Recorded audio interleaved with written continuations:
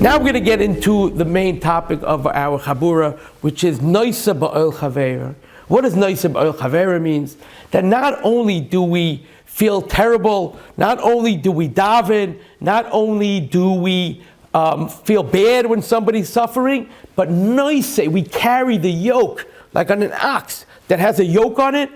And let's say there's one ox under the yoke, we put ourselves under that yoke of someone suffering, and we carry with him the burden, which hopefully will lighten the burden.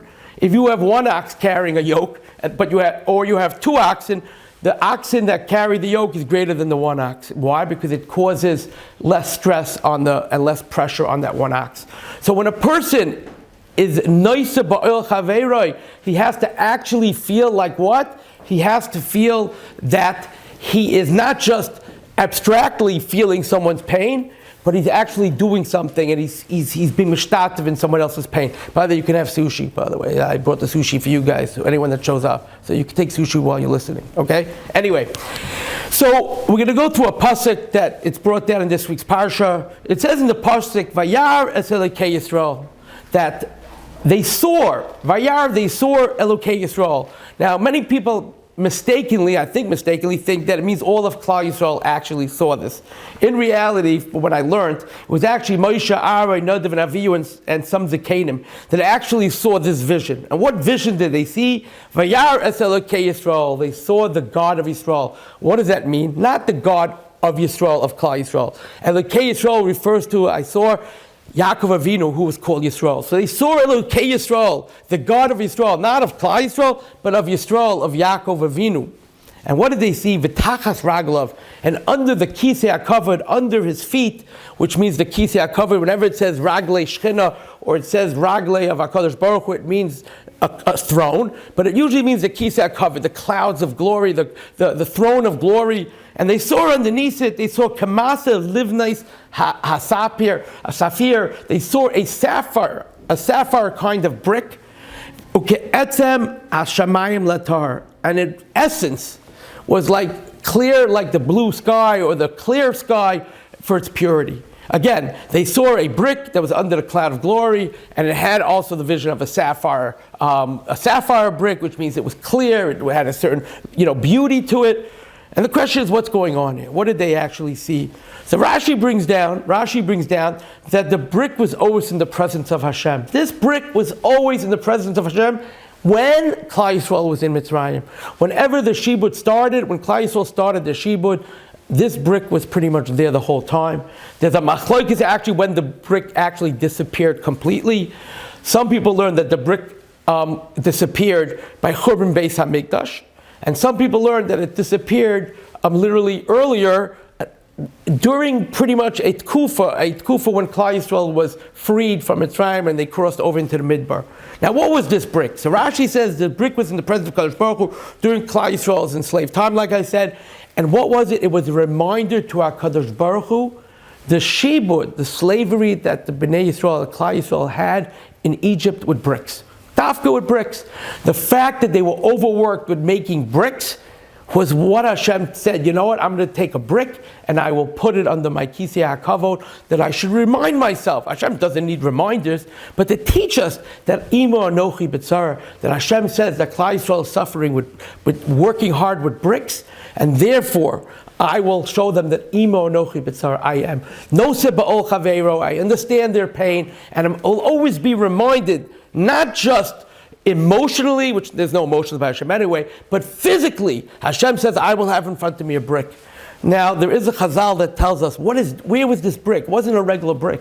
It was a brick actually from a certain woman, of a baby of a certain woman. And what's the story? When Paro decreed that the Bnei Yisrael have to fill a certain quota and make their own straw and make their own bricks, the Isha Tzidkaniases, the special wives of Klal Yisrael, went out into the fields and they helped their husbands and they helped them make the bricks, because they knew that it was impossible to finish the bricks on the second decree of how they had to make it. They would never be able to finish it. Therefore, they helped out. There was one mother who went to help her husband with the bricks. She was expecting a baby, and what happened was she miscarried literally in the pit where she was making the bricks, and the baby fell into the mud, and obviously the baby died. And the Egyptians, or an Egyptian, went and took the baby that was mixed in the mud, and he saw the baby, saw it die, and he took it and he put it into the wall. And the Chazal tell us, there's a medrash that says that Malach Gabriel went down, took this brick somehow, and brought it up to the Eibishter, brought it up to HaKadosh Baruch Hu, and HaKadosh Baruch Hu took the brick, and he put it under his throne, and that was the actual brick that was under the throne of HaKadosh Baruch Hu. So, there's unbelievable lessons that we can learn from here. Rabbi Avrohom Walkin, the Mashgiach in the Mir, the big tzaddik, the big holy Mashgiach, Rabbi Avrohom says over that we learn out a few things from this.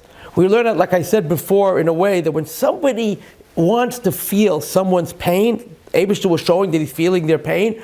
It's not enough to just talk. It's not enough just to say Tehillim. Tehillim is a wonderful thing, but it's not enough to do that. You need to do something concrete to show yourself, to remind yourself of the suffering. You need to do something concrete to remind yourself of the suffering.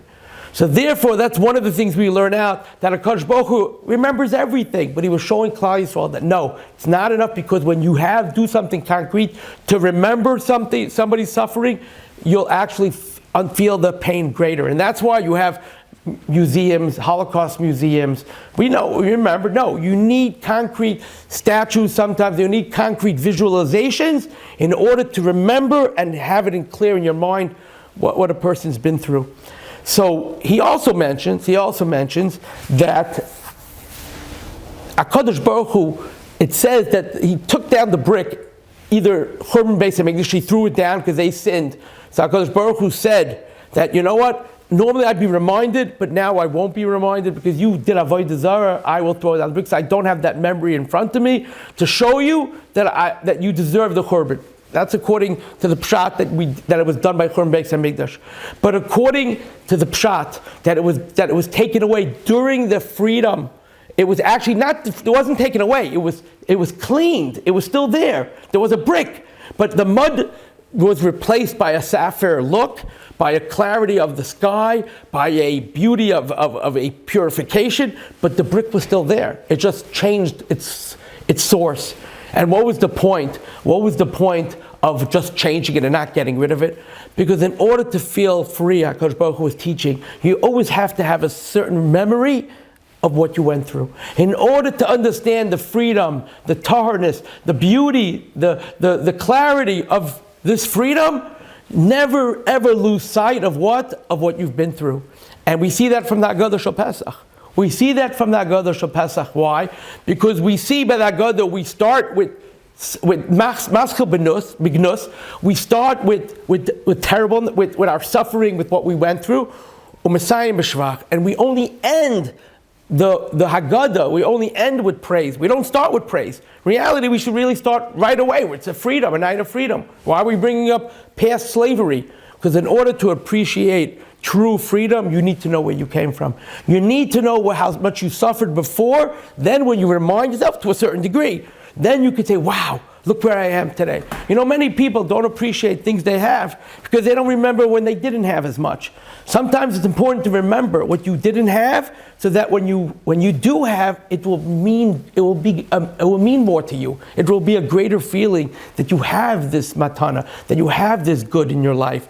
So it's very important to remember the past, because in order, not just that you shouldn't go through it again and make the mistakes that led you to it, but also to show the appreciation of the fact that, wow, I've come so far, as we say. I remember also, growing up, I would, look through my old, books and my old homework notes, and I wasn't such a great student. Not that I was great afterwards, but I grew and I changed. It's always good to look back and see how far you've come. Accomplishments. You go back and see, or even someone, guy loses weight a lot. He likes to look back at old pictures of how he looks now, of he looked before, in order to say, wow, look how much I lost, look how much I benefited. So there's many benefits always looking back to see, where you came from and where you are today.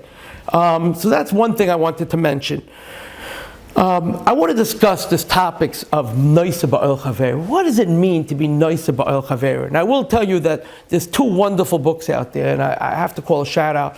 I go through 40 different Sfarim a week on different topics. I know what's in the Parsha, what's going on. I go through 28 Pneumal Torah books on the Parsha, on the Parsha. I go through Leil Shabeach. I go through different things. I go through, obviously, the Chumash Rashi, and I go through Or Chaim. I go through many, the Rambam. I go through different things on different inyanim regarding understanding the inyan of the Parsha, the mitzvahs of the Parsha. I go through the Rambam. But I go through it, and I like to understand what's going on. But I will tell you, there are two books that I really, really, really love very much, and I always look at them first before I even start. And there's Rabbi Bender has two books on the Parsha. It's called Volume 1 and Volume 2 on the Parsha, and I think they're fantastic. I really do. I get a certain storyline, I get a certain idea, I get a certain chinuch, hashkafa, and I like to always go to that first. And I actually saw, like, I was rewarded again this week, like I always am, with the beautiful chiddush that he brings down and an understanding on what does it mean, noisa ba'al chavera. So he says like this. He starts it with a whole inyan about with the bricks and the tachas raglav, and he says it's very important. Hashem was showing us, like I said before, what it means that Hashem was showing Klal Yisrael that He's with them in pain. Imay anechi b'tzara, I am with them in their pain. So he says that the word nebach that we use all the time, when somebody tells you something bad happens, what do? You go, ay nebach, ay nebach. I don't know if they use the same words in the Sephardi culture, but in Ashkenazi, Nebuch is a very famous word. Sadly, it's used incorrectly also when a guy calls somebody a Nebuch. But in reality, the word Nebuch is trying that you're supposed to sympathize with somebody that's suffering.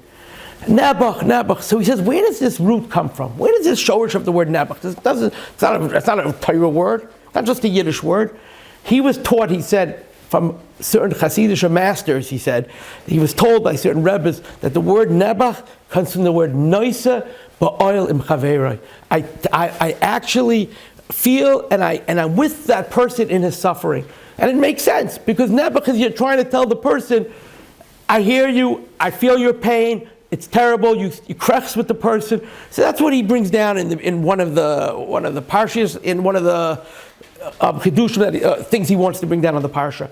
But he brings down a story from Reb Chatzkel Levenstein that I think is an incredible story. Shows you what it means to be sensitive to someone else's pain. Reb Chatzkel Levenstein, the big mashgiach from the Mir and from later on in Ponevezh, was when he was in Ponevezh, he was known in general all his life as someone that was a zaris. He was always moving, always doing, always on top of his game, always doing things quickly, never wasting time. Definitely not sleeping a lot, definitely not missing Siddharim. He was known for his strongness of doing mitzvahs, his reasons in doing mitzvahs. One particular day, it was told that Reb Chatzkel is not coming for an hour or two to the Beis Medrash. Where is he going? He needs to daven for a certain individual. But instead of davening in the shul or davening in his room, he was laying in bed. He was laying in bed and he was davening from the bed in the afternoon in the yeshiva. And people came over, they're worried, what's going on? Is the yeshiva okay? Is the yeshiva doing well? Is there something bothering the yeshiva? Is he sick in any way, shape, or form? He goes, no. After he finished davening, he says that a lady came to him a little earlier and wanted Reb Chatzkel to daven for her son for refuah shlema. Sadly, she said her son has a makla. He gets seizures, but not only does he get seizures, but these seizures cause him to not be able to leave his bed. It causes him not to be able to leave his bed. She asked him, please daven that my son should be able to function properly, not have to stay in bed and miss certain hours of yeshiva and miss some of the star. So Reb Chatzkel felt, in order to understand and feel the proper pain of this child, what he's going through, he needed to daven to Hashem from the bed, where he normally can't sit still. He doesn't like laying in bed, but he needed to feel that pain and suffering, what this boy was going through, so he could have the proper asking, the proper bakashas to HaKadosh Baruch Hu, because what? Imo nochi b'tzara, noisa ba'al chaver. I need to understand what he's going through a little bit, to understand the pain of what to daven for. I want to mention a story. I saw this many years ago in a book by Rav Pesach Krohn. I'm not sure which one of his early ones for sure. It must have been 20, 30 years ago. And he brings down a story of a woman by the name of Mrs. Lerman. She was working in Eretz Yisrael in Ramat Gan, And the times in Eretz Yisrael, it's always like this, but at this particular time, financially, it was very difficult in Eretz Yisrael. So even people with jobs would have a hard time, paying bills. It was hard. It's not like the biggest salaries they get, and also, like I said, financial difficulty. This woman had an extra burden. What was the extra burden?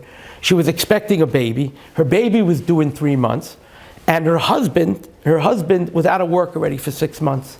But to top it all off, his brother was living with them also, a younger brother that also was looking for a job. So there was a lot of expenses in the home, even though it was her first child. But like I said, they weren't making enough. They weren't making ends meet. And what was she worried about? She was worried that after her pregnancy, she would want to stay with the child for a few months, and obviously not go to work for X amount of months. And she was worried she'd be replaced. So this was a concern that she had. One afternoon, Mr. Fleischer, who was the owner of this particular company, an Orthodox Yid that was working, that was the owner of the company that Mrs. Lerman was working in, decided to make a lunch for the employees, a nice lunch for the employees, and to hear about them, to hear where they're coming from, to hear their histories a little bit, because he didn't know much about it. It's almost like a staff appreciation day. And Mrs. Lerner was obviously, she was invited, she was there. And during the course of conversation, she mentioned to Mr. Fleischer, her boss, that obviously she's due in a few months, and she's worried about her job. She's worried if she's going to keep her job. Mr. Fleischer didn't want to commit. He didn't know what to tell her. She's needed. So he sidestepped the topic and he went on to other things. Finally, he asked each person where they're from. And Mrs. Lerman, it was her turn. She said, "I'm from East Flatbush." All of a sudden, Mr. Fleischer, when he heard this, something, jolted his memory and rang a bell in his memory. And he said, "From East Flatbush? What was your grandfather's name? What was your grandmother's name? Where did they daven?" He started to ask personal questions. And she answered him. He took his leave of his seat, went outside, came back 5-10 minutes later, and it was seen on his face that he was crying. And then he tells the whole group of people that were his workers why he went out to cry and why he was asking such questions. He said over a story like this. He says, "When I was a little boy growing up in East Flatbush, there were 2 electricians that lived on the block that he lived on. One was his father, and one was a very big veer, a big electrician. But this electrician, the big veer, actually made a lot of money because he was part of the union. Part of the union means you have a degree, you're part of a system. It's not just somebody that works on his own. Part of the union, you make a lot more, and therefore people take you for bigger jobs. So even though her father, this boy said, Mr. Fleischer said, my father was an electrician, but he didn't make nearly as much as this other electrician. But they were friendly with each other. They were nice. They didn't know each other well, but they would always meet each other on the way to shul. They would walk home together a little bit. But that was the closest they got. But they knew each other. They knew each other from shul. A few years after his bar mitzvah, Mr. Fleischer says, his father died from a heart attack. The one that wasn't the union, the one that did not have as much money, died from a heart attack. And during the shiva, all the different electricians, many people came, but other different electricians that knew about him, knew about the nifter, came to be Menachem Mavel, for the shiva. And this particular union electrician asked, my mother, how is she doing? How is she financially doing? And she said, she'll make it through. And he went into the kitchen and he saw there was very little food in the fridge. He saw there was little food in the house. And he decided he's going to take control. And what did he do? He made sure that the whole week during Shiva, that there was filled food, and he arranged a little bit that people would also get involved a little bit afterwards. And that Karsa Taiv, he felt, wow, very special what this electrician did, this union electrician did. But to go one step further, his mother called this union electrician and told him like this one day. He said, I have all these electrical supplies in my garage. I have so many different wirings and tools and sheds and so much different, I don't even know, so many different things that an electrician needs. She has no need for it anymore. And she feels bad, she needs the money. Can this electrician maybe buy it off of her because he's so big, maybe buy it off her for a few $100s, which I guess was a little money at the time, nothing major. So the electrician said, you know what, let me come by. And for the next 2 weeks, this electrician went and he took care of everything in the garage. He put things in order, he made Seder. Every night he would come for an hour or two and he would make almost like a store out of it. And one day he told all the electricians that there will be a big sale. There will be a big sale on a Sunday and we're going to sell the items. And they sold the items for a few $1,000s. A few $1,000s. And he gave the check to my mother. This union electrician gave the check to my mother. And then he said, and I wanted Mrs. Lerman to know that her grandfather was the one, that union electrician, that came to my mother's aid. Came to my mother's aid when she needed it most.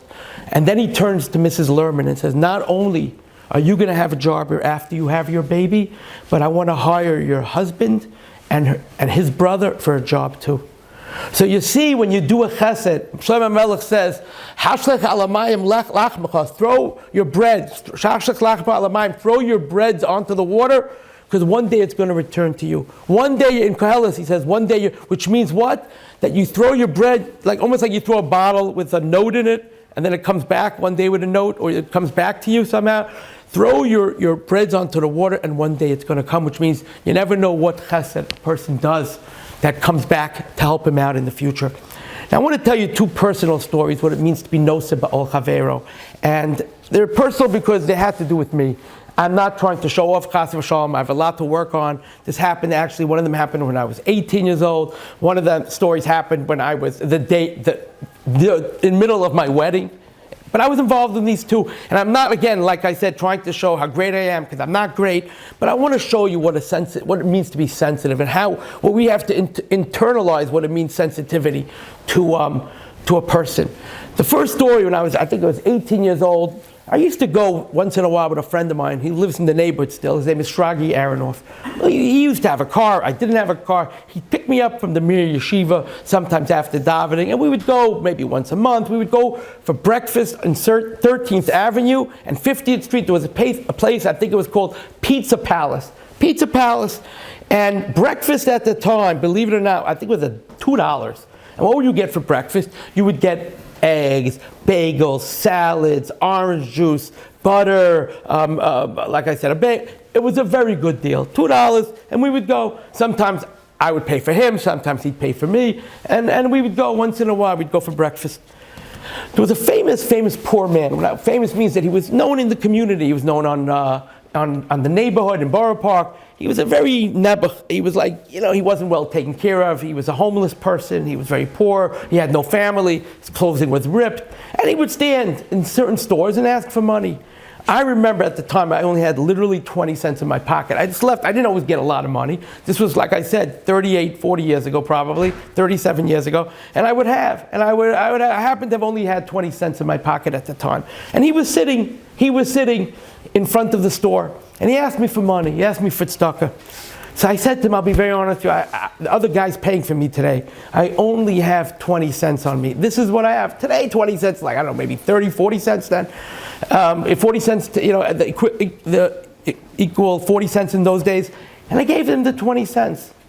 He took the 20 cents and he threw it in the street. He was insulted that I only gave him 20 cents. Now, I don't know what somebody else would do, and I'm not trying to say I'm a very special person, but I understood that the 20 cents that he needed wasn't so much to hurt me, but he was in pain. And because he was in pain,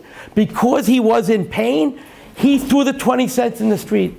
So a lot of people would have been insulted. A lot of people would have been insulted and said, what? I give him my last 20 cents and this is how he behaves? So let me tell you what I did. Not to show my greatness, but to show you what it means to feel and see someone suffering. I walked into the store and I asked my friend Shragi, I said, Shragi, you're paying for me for breakfast at $2, whatever it is. Like I said, probably like $3, $4 today. I said, you're paying for my breakfast, right? He goes, yeah. So I said, you know what? I'm not as hungry as you think I am. It would mean a lot more to me if you can give me the $2. And somebody outside I need to give it to. So he looked at me, what are you talking about? You're going to give the guy? I saw him throw you 20 cents. I said, I need the $2. He said, if that's what you want, I'm not going to argue with you, but you're going to have to watch me eat the rest of it. Because he gave me the $2, and I went out and I gave it to the man. What was my point? Not to show I'm a great guy, not to show, but we don't understand. People behave sometimes certain ways because of their suffering. They're suffering. Now, was it an excuse that he should behave that way? That's between him and Hashem and him and his people he deals with. I felt that that's what I needed to do. Because I actually felt better giving him the $2 than if I would have eaten the breakfast. So that's one story I want to mention. Second story I remember, I got married in the I think it's called the Royale at the time. I think it was the last wedding in the Royale. Yeah, it was the last one, June 29th, 1989. If I remember this, actually every year on my anniversary, I'll be lucky. I happen to remember it today. And there was also many mishulachim that would come in. People that needed money, they would come around to weddings and they would ask people for money. I get very, very, not upset, but I feel hurt when people get angry at these people. Now, yes, if a guy's going down the chuppah and this guy's crossing over to collect money, yeah, that's an issue a little bit, I hear you. But if a guy is suffering a lot and he doesn't know where to get his money from, and he comes in and you give him 50 cents, $1, $12, whatever you give him, how many people are you going to give? 5 people at the end of the day? So you gave what, $5, a total, $1 to each person? Not that terrible. That's how I view it. But I will tell you, at my wedding, I was standing ready to go in, and me and my wife were standing, and they were about to, the trumpet, the sound that Mr. and Mrs. whatever are, for the first time ever, I was standing there. The owners of the hall were standing there, ready to open the door. And a guy passes by, a waiter with tons of soup, and one of the poor people of Borough Park was a famous man also that was missing a leg, and he had only like a prosthetic he was wearing, and he had it like he was a Hasidic guy, and he had like a chain with a sign on his chest. And it would say on the sign, because he was embarrassed, I guess, that he's poor and he has no money and somebody help him. And he sat next to where I was about to walk in. It wasn't going to affect me in any way. And this waiter walks by with the soup, and this poor man asks the waiter for one of the soups. They carry like 10 of them at a shot on a big tray. And the guy looked at him and said, not now. I always tell you when you come, only at the end of the wedding if there's any extra. Only at the end of the wedding if there's any extra. If we have anything, we'll give you. And he was very angry at him. And I was very hurt by that. And here they are, and they're waiting for me to go in with the chassid and kala. And I said to the people, I said, do me a favor, you hold on 1 second. People that were about to open the door. And I met the waiter. As he was going to, I guess, to put some of the soup out. And I stopped him. I said, do me a favor. I happen to be the groom. It's my wedding. Me and my family's paying for it. I don't care if I don't have a meal. I don't need a meal. What do I need a meal for? I said, do me a favor, make sure that guy, not only does he get soup, but he gets everything that everybody else gets. Because to me, walking into my wedding wasn't as important at the second as seeing how this man was treated. Now again, it isn't about to show that I'm a good person or that I'm more sensitive than other people. It's more to tell you how you're supposed to feel for somebody, how you're supposed to understand. People suffer in this world. You have to try to put yourself in someone else's shoes in order to understand somebody else's suffering. You need to put yourself in somebody else's position in order to understand someone else's suffering. And Rabbi Bender, I'm going to end with this one word quickly. He says the Gemara in Baba Kama Daf Tzaddik Beis Amud Aleph, I think it is, or Tzaddik Aleph Amud Aleph. One of those two. It says there that the Kol Maspal Ba'at Chaveiroi, if somebody davens for his friend, V'hu tzarech la'osei davar, and he also needs this thing, if he davens for his friend, he'll be answered first. So the question is, what does it mean? Why does he have to want the same thing? Why would he have to need the same thing? What is the point that he needs the same thing? It says whoever davens for his friend, and he needs the same thing that he's davening for his friend, he'll be answered first. But the question is, what does it mean? What does it mean that he also needs it? Why does he also have to need it? So they tell us. So Rabbi Bender brings down from a Talmud of his that what? Brings down from a Talmud of his that what? That it's trying to teach you that in order to feel somebody else's pain the way you should, you also have to what? You also have to be in the same position. Because if you're in the same position, then you can actually feel what he's feeling. Only when you're in the same position will you feel what he's actually feeling. Therefore, you need to be in the same need. You need to be in the same need in order to be able to daven for him properly. just to end, why is he answered first? The reason why he's answered first is because also, if he's going to continue davening for this person, he needs to see the Yeshua, so that when he wants to daven for this person, he'll see that look how much this person suffered. I had the same problem. Wow, it feels great to have a Yeshua. It feels great to have freedom. It feels great to be able to get out of this situation. Now I'm going to daven even stronger that my friend gets out of the same situation. Everyone have a wonderful week, a wonderful Shabbos, and we'll see each other next week. Thank you.